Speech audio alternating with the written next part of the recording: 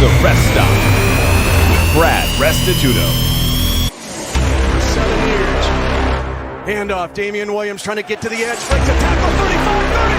Damian Williams, 20. Stays in bounds. 15, 10, 5. Touchdown! Kansas City! And the snap goes high over the head of Big Ben, all the way back to the 2, to the 1, and the Browns have it in the end zone, and they dive on the ball and recover it for a touchdown! Carl Joseph's got it in the end zone, a touchdown! Derek looks left, Derek gonna throw for the end zone! Caught! It is caught! Touchdown!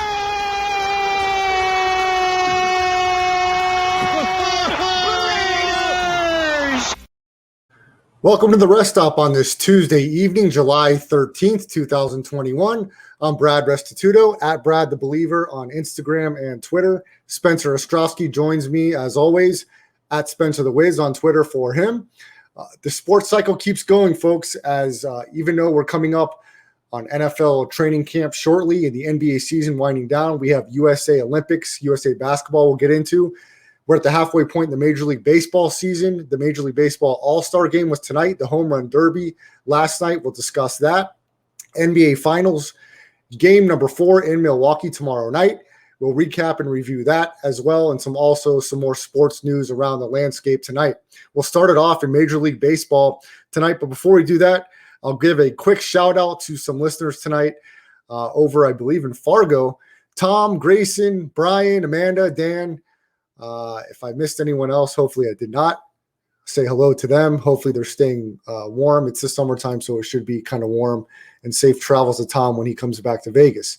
Myself and Spencer are in Vegas, as we are every day. We reside here, and that's where we broadcast the podcast live. But Major League Baseball tonight, Spence, the All-Star game halfway point in the Major League Baseball season. The American League won their 8th straight All-Star game tonight by a score of 5-2. The MVP was Vlad Guerrero, as he had a deep home run in this matchup. The win went to Shohei Ohtani. He only pitched 1 inning, scoreless baseball there. But the American League got the win. It went under the total. If you were betting, under 11, I think was the total. And the National League may have been a small favorite, but the American League got the win tonight. And in last night's Home Run Derby, it was Pete Alonso of the New York Mets who won in the final against Trey Mancini, and won back-to-back home run derby championships for the National League. Pete Alonso, he was a 5-1 underdog last night and won the home run derby. Spence, any thoughts on the home run derby or All-Star game? We're at the halfway point in the Major League Baseball season. The American League has seemed to have been dominant over the National League. And Pete Alonso last night, back-to-back derby titles. Shohei Ohtani was a big story coming into All-Star week here. As he leads the entire majors with 32 home runs for the Angels. Mike Trout been out of the lineup with injury.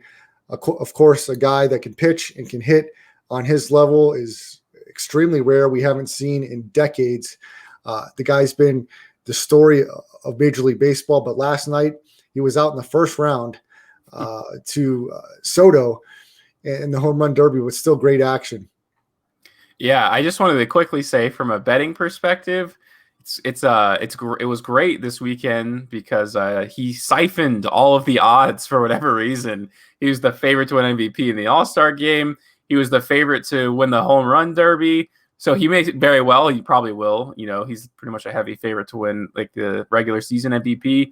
But at least for the All-Star game and the home run derby, a lot of people were able to cash in. And I will show briefly the winning home run from the home run derby, because why not? A little celebration. As Alonso comes out of the timeout and walks it off. What a finish. Alonso defends his title, the 2021 Derby. So yeah, there he was, Pete Alonso, repeat back-to-back home run derby winner. Only 2 other players in MLB history have done that. That was a little interesting fact I found about it. I don't know like how exciting you get for the home run derby. It's pretty fun. I think the best part about those, honestly, is the connections that you see between the people pitching and hitting. I find that to be a much more interesting story, or it's probably just you feel something like, because it's like father-son sometimes, it's teammates. And especially when it's like family members and you know that they've been doing that for so long. That's what I love about it. But hey, it's cool. I mean, back-to-back winners. Shout out. Spence, as far as Major League Baseball goes, we're at the halfway point in the season. Some of the standings to look at in the American League East, the Boston Red Sox, after having a very disappointing season last year, they lead the American League East with 55 wins. Right behind them, Tampa Bay Rays, a game and a half behind, sporting my Rays shirt tonight due to Major League Baseball being at the forefront of the sports topics this evening. Behind them, the Toronto Blue Jays and the Yankees next to last with 46 wins. They're 8 games out of first place. The Yankees have certainly fallen here over the last 5 years or so in this division. They have really not been in the World Series or won a World Series in quite some time. In the American League Central, the Chicago White Sox lead that division by 8 games with 54 wins. Behind them are the Cleveland Indians. The bottom seller there are the Kansas City Royals. They've got 36 wins. In the American League West, the Houston Astros, they've got 55 wins, and they're ahead of the Oakland A's by 3.5 games. They haven't played that great here over the last, well, they're 7-3 in the last 10, but I would say the 10 before that, they struggled a little bit, but they still lead the American League West. Second season with Dusty Baker as the manager there in Houston. The National League, the New York Mets, they are 3.5 games above the Philadelphia Phillies in the National League East with 47 wins. The Phillies are behind them, and the Braves with 44 wins are 4 games out of first place, but they've lost Ronald Acuna for the season right before the All-Star break with a knee injury. In the National League Central, the Brewers, they've got 53 wins. They're in first place. Behind them are the Reds, and then the Chicago Cubs are 8 games out of first place in the NL Central. The NL West, surprisingly, the San Francisco Giants with 57 wins are playing really solid baseball, 30-13 home record. They've won 4 in a row going into the break, 7-3 in their last 10. But right behind them, the defending World Series champion Dodgers with 56 wins and the Padres with 53 wins. So it's going to be an exciting race for those playoff spots down the stretch in Major League Baseball at the halfway point. Spence, in other exciting news, as we've got the NBA Finals coming up into Game 5 tomorrow, but before we hit that, let's talk about Olympic basketball because it's certainly been in the forefront of the news and not in good fashion if you're a USA basketball fan, as they've lost 2 straight games going into tonight. They lost their opening exhibition matchup against Nigeria, and then last night they lost to Australia. And a lot of people, world is collapsing, USA basketball, a lot of heated questions towards USA basketball coach Greg Popovich. The USA basketball is used to blowing teams out. I personally, Spence, I'm on the side of, look, the competition is that much better now globally than it was 5, 10, 3, 4, 5 years ago. I mean, you look down the rosters of these teams. These are professional players that are high-level competitors. And given the circumstances of the NBA this past season, a condensed COVID season where during the Orlando bubble, you had a small break in between the 2021 regular season and then the end of the 2020 season in the Orlando bubble. You condense that to 72 games, and then you don't even have 2 weeks break before these guys are heading to Las Vegas for USA basketball practice. So you still don't have the entire starting units having the chemistry that they're going to want to have at the start of the Tokyo Games. And look, the competition is strong. These Australia guys, Joe Ingles, Matt Dellavedova, these Patty Mills, these guys have played together for years. Nigeria, Argentina, these teams have a lot of great chemistry, and it should be no surprise to anyone that a lot of these games will be close. And don't be shocked if USA basketball gets upset once the games matter, even though a lot of people aren't getting too concerned at this point. They got back on the winning track tonight, taking care of Argentina. But the competition globally, Spence, is very close, and this is going to be no cakewalk for USA basketball.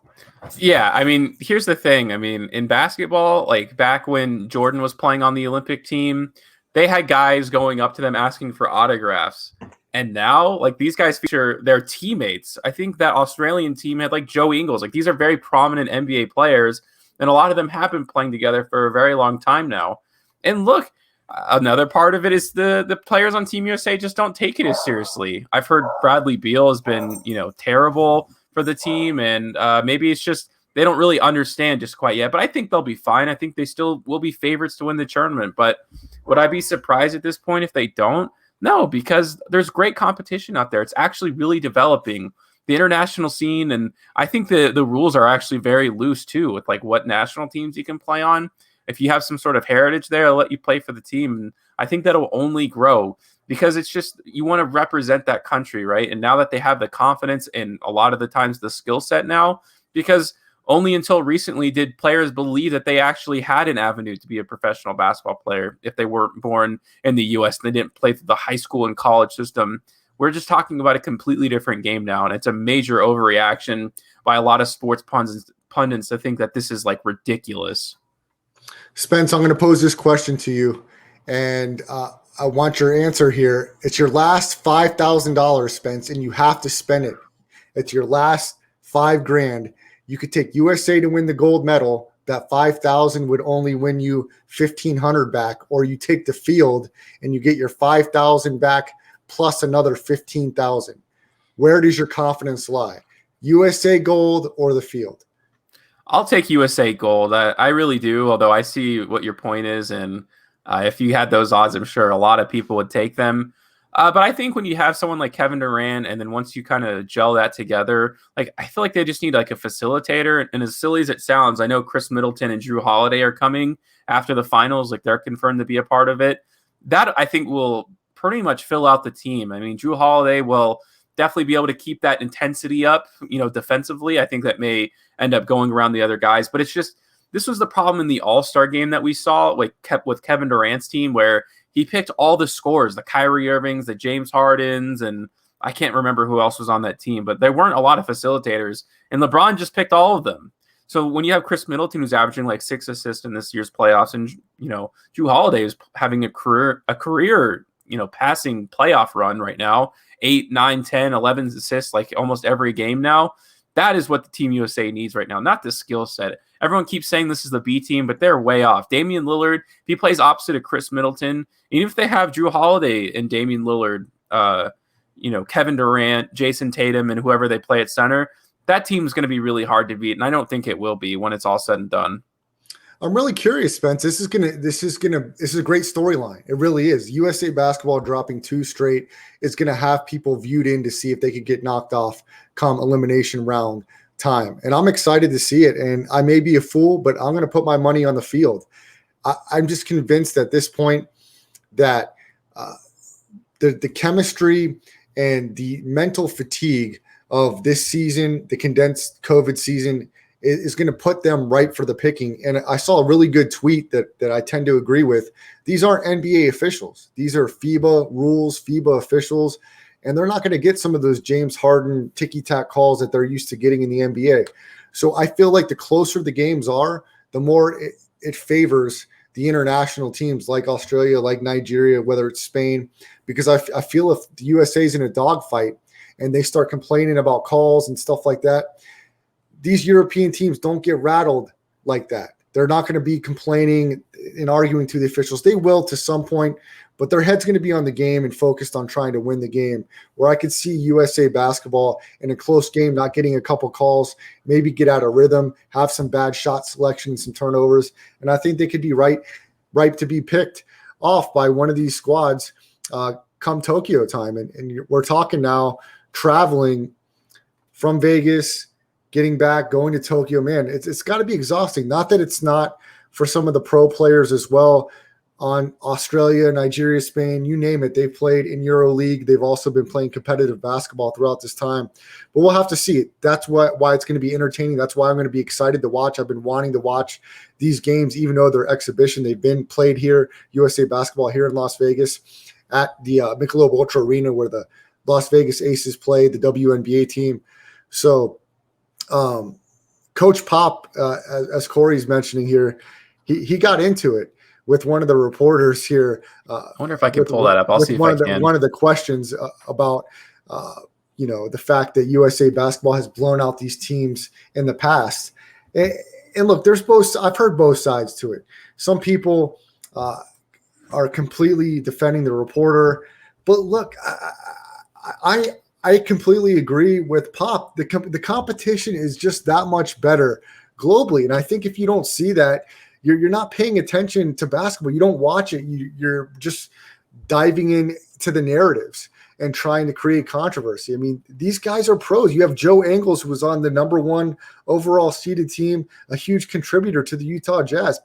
Patty Mills has been with Australia basketball for many years. Matt Dellavedova gives people problems when he's in the starting lineup. And these are all starters for the Australian national team. These guys have played a lot together. Aaron Baines, a big contributor in the NBA, also on that team.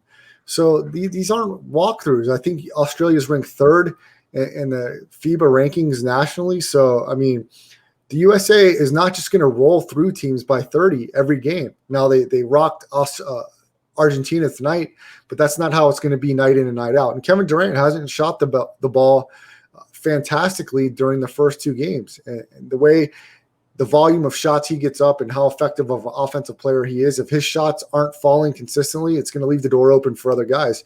Spence, if you've got this clip from Popovich, we'll play a little bit of it. Yeah, let's take a look here what Pop had to say. It's about how much better the rest of the world has gotten over the years. But in this being your first Team USA experience in the Olympics and that sort of thing, what's it like for you to having watched your colleagues go through some of these tournaments and blow these teams out, and now you are kind of experiencing a much different, much closer, tougher experience? Let me also answer that question. You know, you asked the same sort of question, the same family of question last time, where you assume things that are not true. When you just mentioned, you know, blowing these teams out, that's never happened. So I don't know where you get that. So, can I finish? Can I finish? Can I finish my statement? Can I finish my statement? When you talk, are you going to let me finish my statement or not? So you'll be quiet now while I talk, and then I'll listen to you. When you make statements about in the past just blowing out these other teams, number one, you give no respect to the other teams. And I talked to you last time about the same thing. We've had very close games against 4 or 5 countries in all these tournaments. So the good teams do not get blown out. There are certain games that might happen in one of the tournaments, in the World Championship, the Olympics, where somebody gets blown out. But in general, nobody's blowing anybody out for the good teams. So when you make a statement like that, it's like you assume that's what's going on. And that's incorrect. Spence, that's USA basketball coach Greg Popovich after yesterday's loss to Argentina, bringing USA basketball's record to 0-2 in the exhibition yesterday. They got right tonight, beating Argentina. And I know Corey's giving me a hard time here talking about the strength of the Australian national team's roster, but I know he's a very proud American and is rooting for his USA basketball team to go to Tokyo and bring back the gold and feeling like it should be a complete lock. But he's not giving enough credit to professional basketball players, even though these aren't Hall of Famers or all-star caliber players. Some don't even get a lot of starting time in the NBA. But just because you don't start in the NBA doesn't mean you're not starter-worthy talent. A lot of it's system, a lot of it's politics. Let's see what Corey said here. Yeah, I mean, those things are all valid, but don't sit there and diminish these players like they're just trash compared to the USA basketball. I know compared to Durant and Beal talent-wise, nobody stacks up. But that doesn't matter. Corey, you know as well as anybody, it's not about how talented you are. It's how well you play together as a team and the little things, the 50-50 balls, the free throw line. We're not talking about pickup basketball here. You've got to do the little things right because these games are going to come down to 3 and 4 possessions. So when you're in this dynamic, in this setting with Euro rules, FIBA refs, FIBA balls, you've got to be on point. You can't afford to go 3 of 11 from 3 when Nigeria lit it up from 3-point range. I mean, when Nigeria is hitting 17 threes a game, it's going to be a close game. And Australia has a lot of chemistry, and they're going to be scrappy and in close games. So if you're not doing everything on point, you're making sloppy turnovers, and you're not super efficient from 3 or from the free throw line, you're going to be in close games. I mean, Argentina, I don't think is as good as Australia, not even close. And I've got to look up their roster. I didn't get to see the game tonight, but I know Argentina struggled with a couple teams, and USA basketball wasn't going to lose every single game. I mean, they're way too talented. So they got back on track tonight, which is no surprise. Yeah, I don't know about that. But waiting for your invite, Brad. Yeah, sure. But look, it's not going to be a cakewalk to the gold medal. So, Corey, we can make a friendly wager on the side if you like. I'll take the field. You can take USA basketball to win the gold medal. I think they're going to get picked off. I think there's too many. The competition is too good, and I just don't know that all the dominoes are going to fall into place with all the circumstances I mentioned earlier with USA basketball, that they're just going to come in and wipe the floor with everybody. Because, like I said, if they're in a close game, I think it's going to favor one of the European teams, whether it's Spain, Australia, Nigeria, whoever. And a lot of these teams got a chip on their shoulder. And Nigeria is getting no respect at all on their name, on their country, calling it a fluke. And these teams are going to take that and the point spread going into these games. And USA basketball is going to have a big target on their back. So they've got to be on point, and they can't afford to have an off night, or they'll be going home early for sure. Spence, any last words on that? Yeah, I mean, here's the thing. Like, anybody who's played professional basketball, or not professional basketball, anyone who's gone to play like rec league basketball, pickup basketball, when you're playing in a single elimination, which is usually what it is, right? Like king takes a court, or whoever wins is the king of the court. Like, not the best team doesn't always win. And you can definitely tell, like, any person who knows how to play basketball can tell which team is better skill wise. But again, it's like the small plays, and also like maybe this team just gets hot. Maybe the other team's trying a lot harder because the more skilled team doesn't think they need to play as hard. Like, all of those things are very legitimate possibilities. And I think that's what's happening right now. And I think that skill gap, as it does close in, that just means that there's going to be, less wins for Team USA. Not that, again, I think they're going to be favored, but it's very possible that they'll lose. And there's going to be guys that aren't household names, Spence, that try to put themselves on the map, whether they're pro players in Europe or Africa. Already. There's guys that are going to come out and they're just going to dominate, and they're going to play fantastic. Look, Ricky Rubio made a name for himself in Olympic basketball. Luka Doncic. There's going to be guys that people don't know by name that are going to have outstanding performances in Tokyo, and they're going to put themselves on the platform. So USA basketball has to be prepared for that. So they've got to be on point, and we'll see how it transitions going into Tokyo, and once the games really start to matter. Spence, we'll keep it in basketball. Let's go to the NBA, though. A couple guys that are Olympians that are still playing in the finals: Devin Booker, Chris Middleton, Giannis for the Greek national team. As Greece lost in the finals, they won't of the Euro, and they will not be representing in the Olympics. But look, Spence, we're coming into Game 4, 2-1. The Phoenix Suns still lead the series, but I think it's almost unarguable that the MVP through 3 games of the NBA Finals is Giannis Antetokounmpo. We've criticized him, we've been hard on him, but only because this guy is a multiple-time MVP, and he's the leader of that Bucks franchise, and that franchise goes as he goes. And when he's really poor from the free throw line and taking bad shots from 3 and his team loses, he's going to get criticized. When he plays the way he's played through 3 games, even though the Bucks are still down, he deserves all the credit in the world. And he is the clear-cut MVP of these finals, even though his team's down. He was outstanding from the free throw line in the Game 3 victory. And if he continues to play like this, the Phoenix Suns are going to have to hold on for dear life, because they're going to be in for a wild ride the rest of the series. Devin Booker has been struggling here in these finals. We expect him to get back on track. In Game 3, Spence, though, Phoenix wasted an effort from Jay Crowder, hitting, I think, 6 of 7 from 3, 15 points from Cam Johnson. But Giannis has been absolutely dominant and outstanding. And when he plays like he did in Game 3 and as efficient as he was from the free throw line, this is going to be a heck of a series moving forward. And the Bucks will look to even it up and send it back to Phoenix tied at 2 games apiece. Yeah, I mean, what Giannis has been able to do in this playoff run, or I should say just even in the finals, considering like coming off of a knee injury that looked catastrophic, that looked like it looked like he tore his ACL, his MCL, like everything. That was a really nasty looking thing. So again, it almost like adds to the mysticism of the Greek Freak, like his nickname, where it looks like he's going to be out like for a really long time, right? If he tears his ACL right there, he's not back for the playoffs for next year. Like, you got to think about it that far ahead. And yet somehow he comes in hobbled in game 1, which everyone kind of expected, even though he did play pretty well considering, like, rebound wise. And then game 2, it starts immediately where he legitimately dominates the game.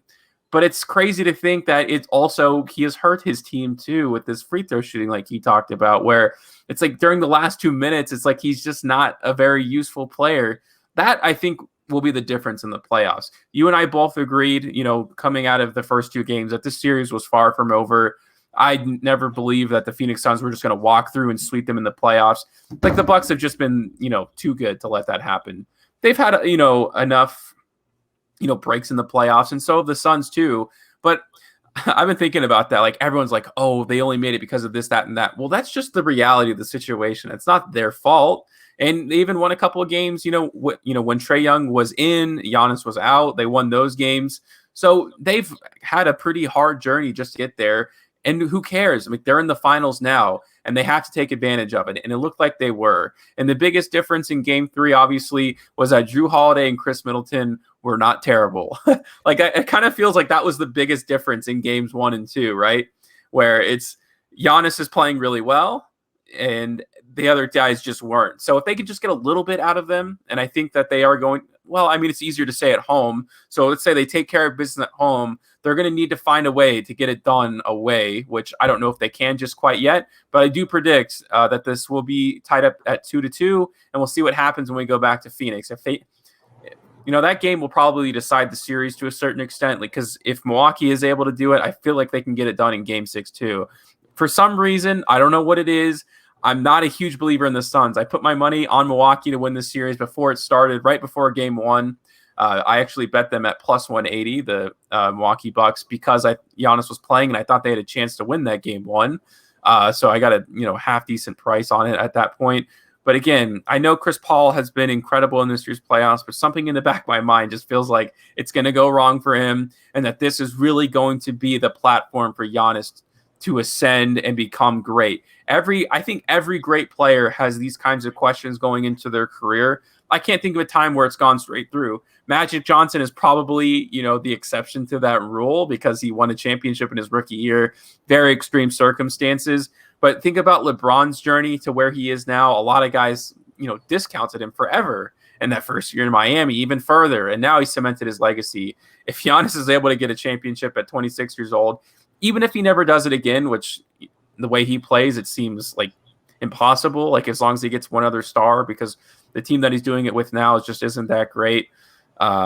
It's just truly great. Like, I love basketball, and I think this is a really great series. I agree, Spence. And I know we're only 3 games in, but let's just play hypothetical here because it's only happened one time in NBA history and probably will never happen again. But is there a legitimate argument if this goes 7 games this series and Giannis continues to put up historic numbers like he has in a losing effort, and Phoenix gets inconsistent play, but a lot of great play from the surrounding cast? Would Giannis be deserving of the Finals MVP on a losing team? It'll never happen, but would that be up for discussion if he continues to put up these numbers in a losing effort? I mean, Chris Paul had 6 turnovers in a winning effort in one of these games. Devin Booker was 10 points and almost a no-show in the loss in game number 3. So if the Suns continue to get inconsistent play from their stars, but they still find a way to win this series, but Giannis is the sole dominant force for Milwaukee, averaging possibly 40 points, 10-plus rebounds, and 5 assists throughout the finals, you'd have a legitimate argument for a guy winning the Finals MVP on a losing team. Yeah, well, I'll say this right now. If you want to get the technical most dollar amount value, for like betting, bet Giannis to win Finals MVP. His odds are a little bit better than Milwaukee for the series, and obviously, if Milwaukee wins the series, yes, good call. Giannis is going to do it. So again, I think it's like plus 285 or something like right now, or it was a couple of days ago, and it's like plus 280 for the series, and then you get a little bit more. But again, I feel like it's just free money out there to a certain extent, so you might as well take advantage of that.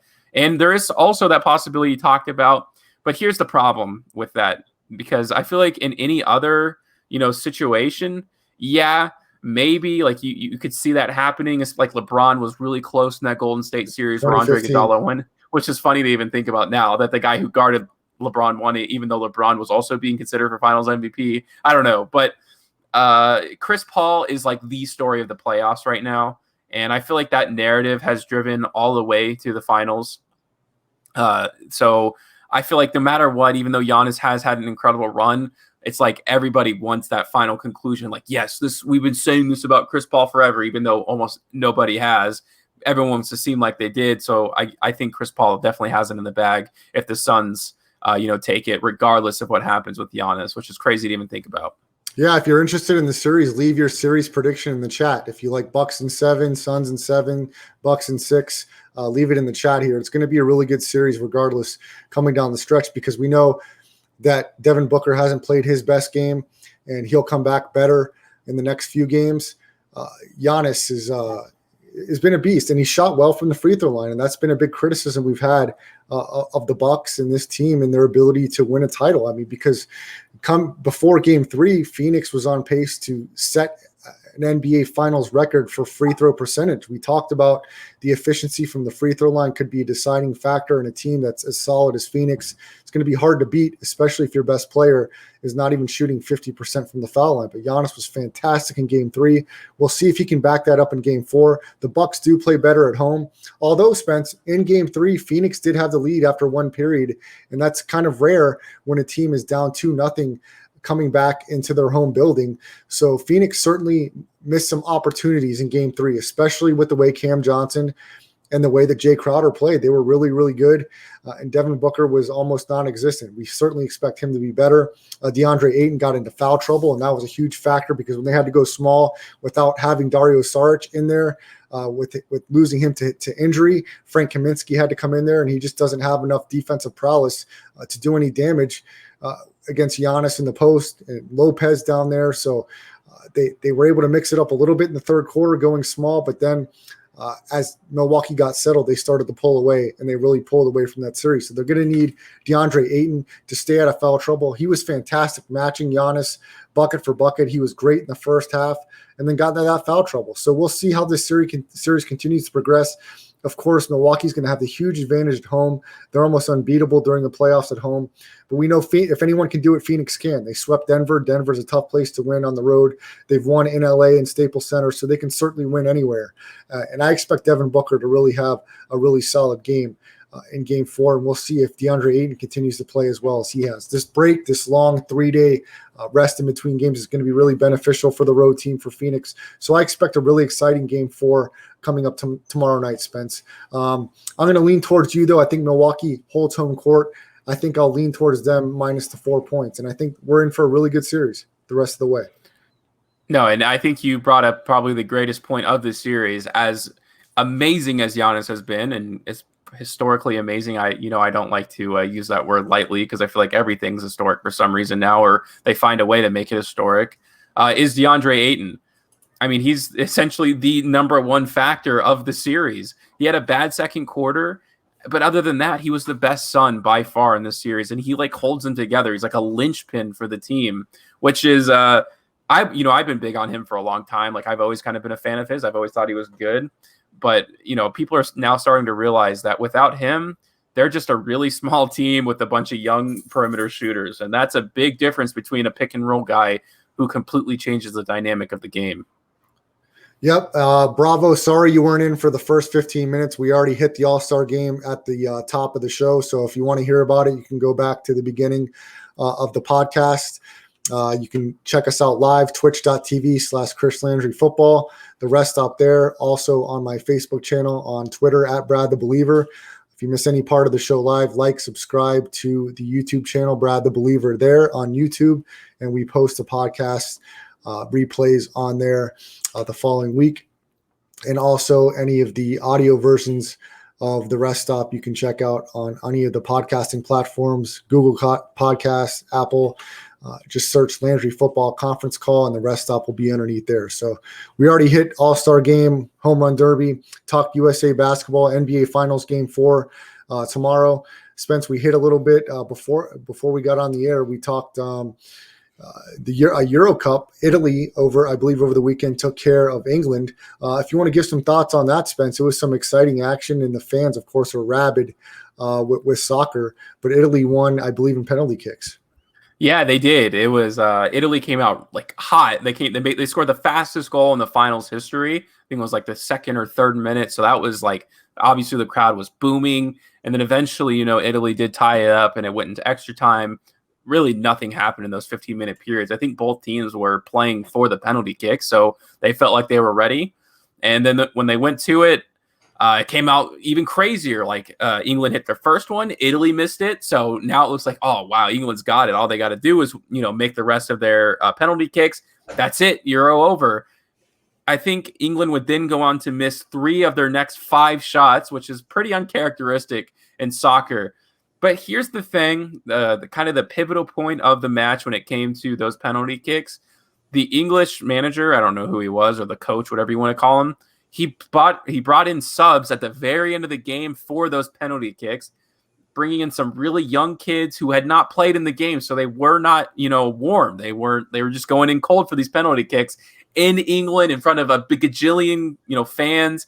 And then the last guy who took the kick was this young kid, Saka. He plays for Arsenal, so I know him pretty well. It's my favorite soccer team, and, he just missed it because they actually had an opportunity, to keep the penalties going. But for someone that young, it's just not a great opportunity. So I put a lot of the blame on the manager, a lot of pressure in the moment too. So I'm not saying I would, the average person would have made the perfect decision. He did what he thought was best for the club. Obviously, did not work out, but a very entertaining Euros. I thought, a lot of the big countries were in it, so you always got to appreciate that. Just because there's just a bigger fan base. Not that the smaller countries don't have a dedicated following, because they do. But unfortunately, the aftermath of the game for England was very not pretty. The young kid Saka and some of the other African-American players, suffered some real abuse. It was online, so, that's just kind of bound to happen. But we know, like, England just and soccer in general has a horrible track record with racism, like some real genuine racism too. Some that'll like make your skin crawl. But unfortunately, that kind of, for me, overshadowed the Euro finals, but nonetheless, it was an entertaining game. Spence, before we bounce it back over to the NBA, talking about controversy, Stephen A. Smith had to issue an apology here over the last 24 hours. He was involved in a conversation that apparently rubbed some people the wrong way.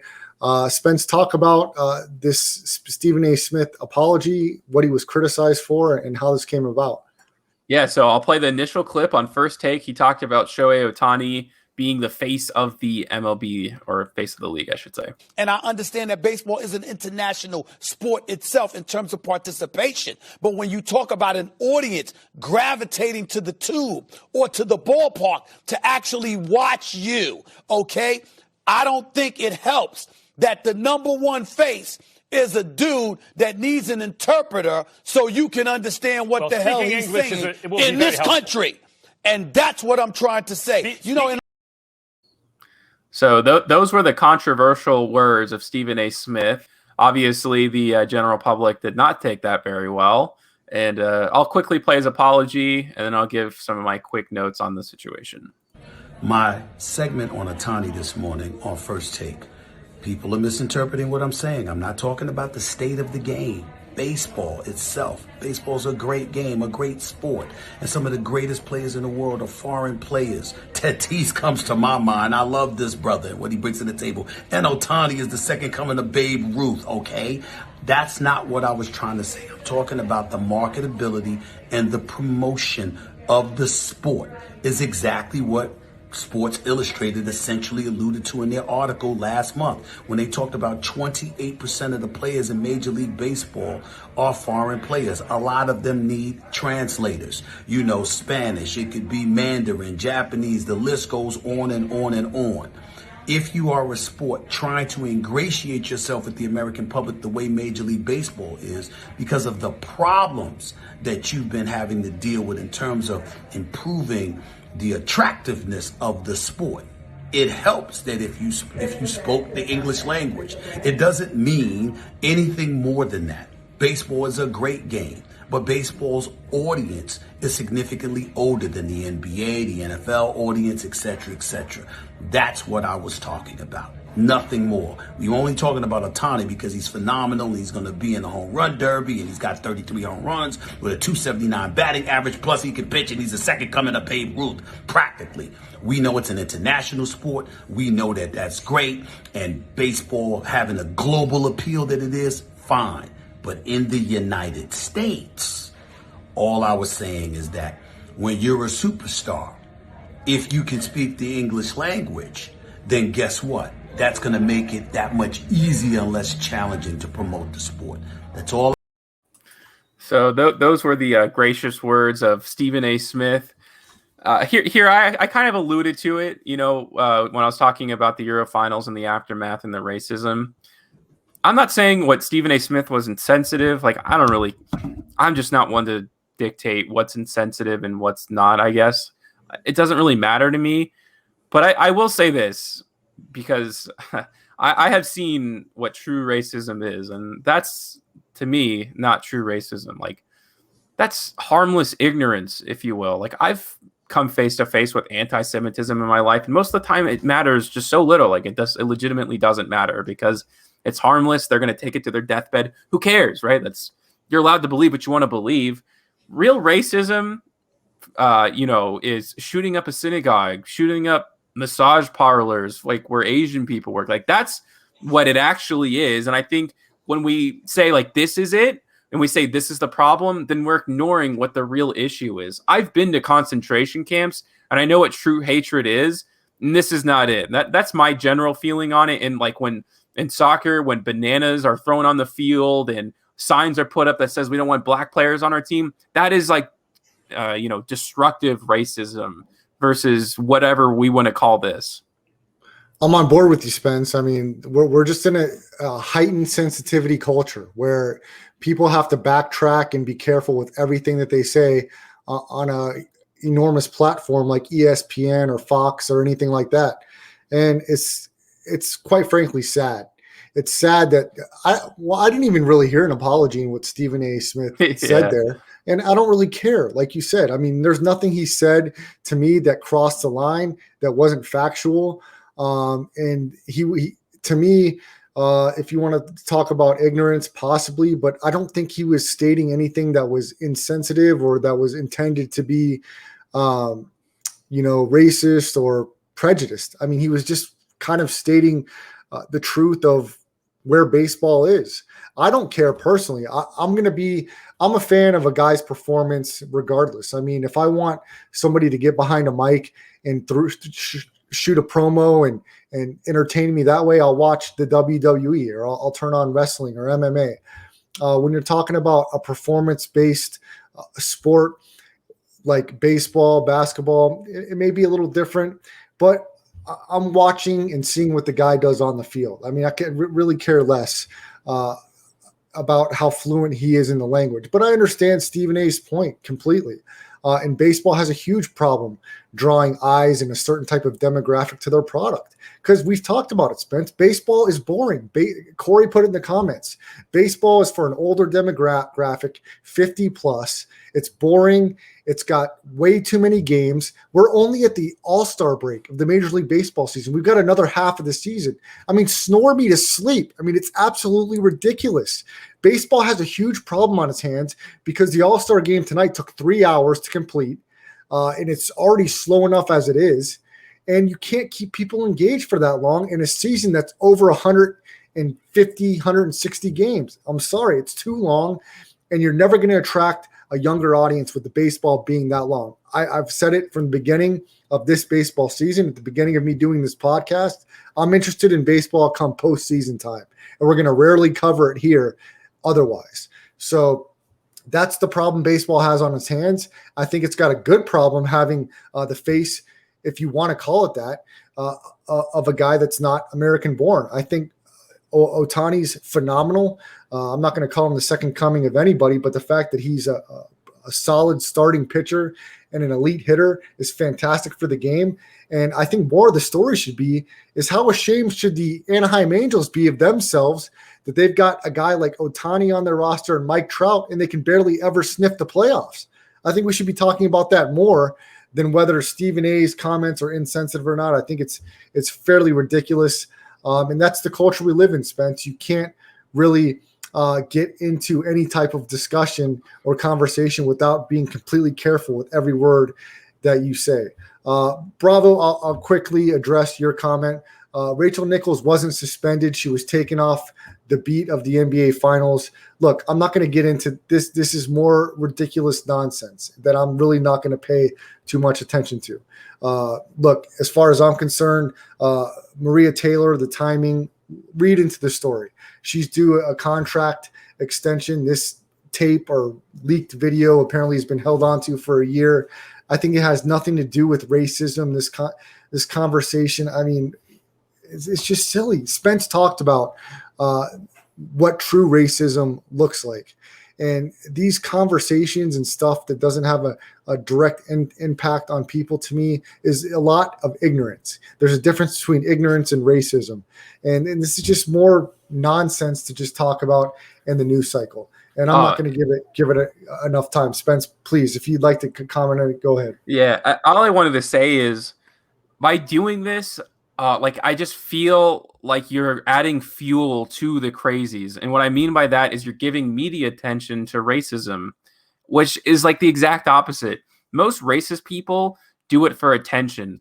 And also, we didn't mention this, but and it kind of ties into all this to me, is like before the All-Star game, like a couple days, they found a bunch of guns right by Coors Stadium. Like they were planning on shooting up the All-Star game. And luckily a maid found it. And then the guy, like it all stemmed from the guy, like kind of where they found it out from. On Facebook, he says, "I'm going out with a bang." Like these people do these horrendous acts because they feel like they're going to get famous from it. And they do. And that's the issue. You want to talk about school shooters. You want to talk about mass shooters at synagogues. We put them on a pedestal. I've said this so many times, and I only know this so well because I work in the industry and media. It doesn't matter whether you click because something's good or because something's bad. You make them famous by clicking on it. I mean, that's the way that this industry works. Bad media, bad attention is still the same as somebody who does it for the right reasons. And I wish we would stop putting a name to all these faces. And clearly, when you put it on national attention, it just disseminates, right? Is Stephen A. Smith racist? And then that just sparks it. Like, wow, like here it is. Like, okay, now I should start commenting on this. It's a horrible train of thought. And again, I think by putting this up on the pedestal of racism, you're ignoring what the real part of it is. And really the real solution to me is ignoring it. They'll go on to something else to find attention elsewhere. I promise you. That's just how these people work. Spence, before we wrap up the show tonight, let's go back to the NBA. You had some thoughts and comments on some of the incoming free agents in the NBA and where their potential landing spots may be. Yeah, so there's a few small stories that came out from The Athletic, today, like throughout the week. Lonzo Ball. So apparently the Pelicans will not be, matching any significant offer. He is a restricted free agent. For those of you who don't know, that means a team can offer him a free agent contract, but the team has the right to match it, and then they still own that contract. So essentially, the market dictates the price. And apparently to New Orleans, the price, there is a certain threshold for Lonzo Ball to be on their team. Among the teams that are most interested, reported from Athletic, are the LA Clippers and the Chicago Bulls, which would be really cool to see him on the Chicago Bulls. It kind of feels like that's a team that would suit him really well, especially with Zach LaVine there. Oh, wow. That the more I think about it, the more exciting it is. I would love to watch that team. I know you're a huge fan of him, so I imagine that would be really significant for you. And, of course, the LA Clippers, although I don't think they're going to have enough free agency money to make that happen. Yeah, I'm really curious to see where Lonzo goes in this free agent cycle here, because he certainly put himself in a position to get paid. He had a vast improvement in his shot, which was his most scrutinized aspect of his game coming into this season. I think he shot close to 40% from three. His shot looks immensely better. He stayed healthy for the most part. So kudos to him earning this upcoming contract. Of course, I would, in a perfect world, love to see him partnered with his brother in Charlotte and then find the other brother on there because I love stories like this. And I would love to see what they can do. I know LeVar talked about having them play on the same Drew League team this summer.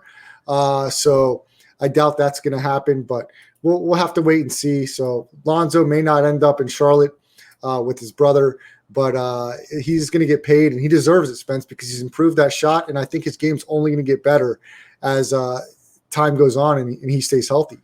You mentioned Colin Sexton, Spence, young superstar player. Well, I wouldn't say superstar, but young up-and-coming player for the Cleveland Cavaliers in trade talk, Spence. Yeah, so apparently the New York Knicks are heavily interested. I forget the exact phrasing of it, but this is a pretty interesting storyline because, I mean, the real downfall of the Knicks in the playoffs, besides fatigue, which we know Tom Thibodeau is just terrible at, he just doesn't really understand how that works, is the inability to score and guys to create for themselves.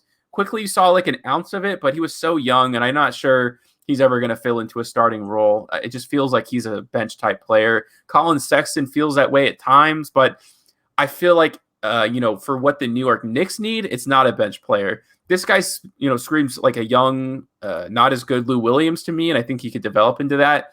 But if you have a team that's desperate to find scoring in the starting lineup, this could be the solution for it, and I think that's why they're so interested in acquiring the young kid who still has like a year left on his rookie contract. Spence, you also had some thoughts on Ben Simmons' activity coming this offseason with the Sixers. Yeah, so obviously there's been a lot going on with Ben Simmons in the offseason. He had a horrible postseason, which kind of started all this talks. The initial story was, no Ben Simmons, and we're going to fix it. We're going to work on his issues. And then that has now transitioned to he is on the trade block. But apparently they're asking for quite the hefty price for the young kid who had career lows in points, rebounds, and assists, even though I think he averaged like 14, 6, and 7. So he still had a pretty darn good year, in my opinion. 3 all defensive teams. So I think he's a very valuable commodity. And, my conspiracy theory, or what I would like to see, is maybe the Grizzlies trying to get in on this, because I think the way to play Ben Simmons is either a power forward or the center position. I don't think he can be successful as a point guard, because you just need your point guard in today's modern NBA to be a little more willing to score, or at least have that scoring ability. I think you can really push him to small ball center to play that Draymond Green role, but he's more significant and better than Draymond Green is, and we all know how successful they were. So I think if you have John Morant and Ben Simmons playing the 5 at certain spots, you have a really great fast break. That's only one example in a list of a million, but I would assume the team that takes him on doesn't assume he's going to start shooting. In order to kind of overcome that hurdle, which I think you can, you got to play him at the lower positions where shots just aren't disseminated enough. Of course, there's, circumstances outside of that. The Grizzlies have Jonas Valanciunas, who they feed, Joel Embiid. But outside of that, the more modern teams, they're not looking to do that kind of stuff. So that's where he can be successful. We'll see. There's a lot of interest in him. They want an all-star caliber player back. That was a quote from The Athletic. I don't know, what that means down the line, but it'll be interesting to see, because I think there's going to be too much pressure, and I think he will end up moving from Philadelphia. We'll just see who's willing to give up enough to, take on the young kid. Yeah, Spence, that was kind of going to be my question. Do you anticipate a lot of fireworks this NBA offseason with Simmons, Brad Beal, and some other big names possibly suiting up in other uniforms come the 2021-2022 season? Yeah, it's pretty interesting. It's hard to predict those kinds of things, but it does feel like there's a mounting pressure. Some of that's from social media, so it feels like there's probably more pressure than there actually is. But nonetheless, I mean, Philadelphia, we know, is a very demanding city. And, the pass, as everyone calls it, where he had the wide open layup and he passed it out, that stings in their minds. I think in any other city, it's not like that. I guess in LA, it'd probably be a little more like that. But I think it would do him really well to go to a smaller city too. So I think they'll be interested in maybe trying to find that trade package for him to find a better situation, and maybe getting a bigger personality to take on, in Philadelphia to pair with Joel Embiid. That is the voice of Spencer Ostrowski. Follow him on Twitter at Spencer the Wiz. This is the Rest Stop. If you missed any part of the show, like and subscribe to YouTube channel Brad the Believer. We go live on twitch.tv/Chris Landry Football.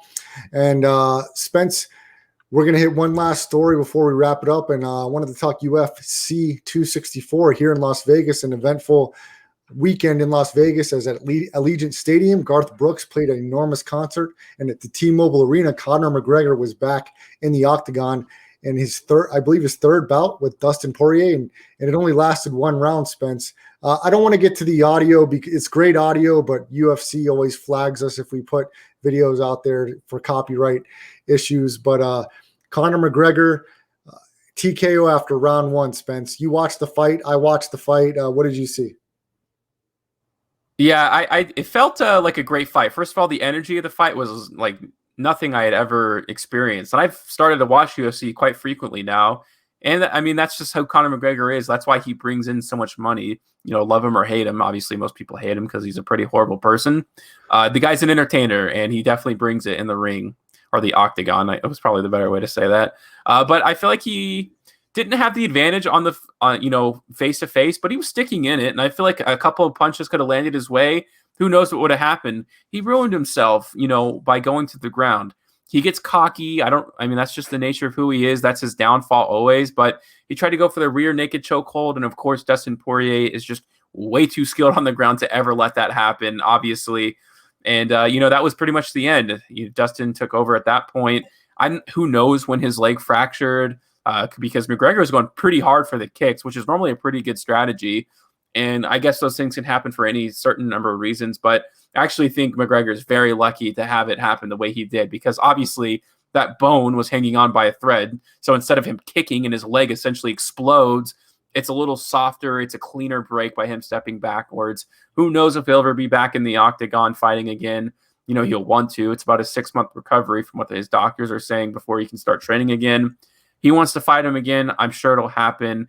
And if it does, he'll put on the semantics again. I think Conor's best days in the octagon are numbered. I think we will see him again, but I think the chance of him being a champion again are slim to none. And he's cashed in. I think he's done his job well, but I think his days as a prize fighter are numbered. Do you agree with that, Spence? I don't know. He actually, I will say, I don't follow him. I'm not a fan, of course, but he looked fine in the octagon. Like, I really do think, like, Dustin Poirier is fighting for the title, and he's favored, by the way. Right. That belt was just vacated, just not that long ago, and won by Charles Oliveira. So it's not like this guy's a dominant dude, but he is the top of the division as of right now, and Dustin Poirier is a pretty heavy favorite over him.